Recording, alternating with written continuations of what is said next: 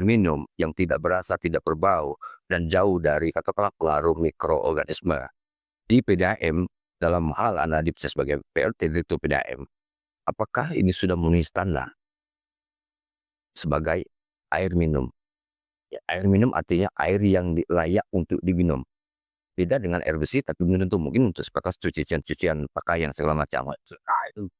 Ya baik, ya sebelum saya masuk ke eh, baku mutu air atau kualitas air, saya ingin melanjutkan tadi ya ke gambaran anggaran yang oke ya terkait yang kawan-kawan kita di Dewan. Kalau Pak Bupati, Pak Wakil Bupati ya eksekutif lah. Ya, sudah pasti mereka ingin sekali perubahan ini terjadi di PDAM. Jadi saya sudah dari persoalan tadi ya ke lokasi, kemudian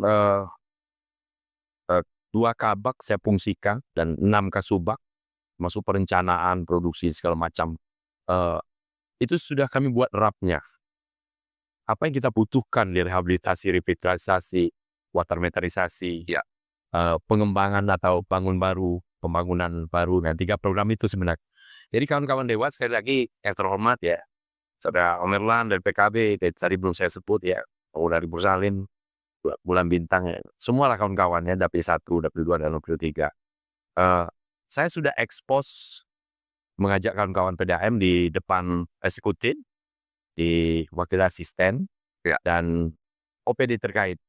Dan itu sejarah. Baru sekali itu PDAM Tirta Tebong Emas ini ada ya menyurati tentunya para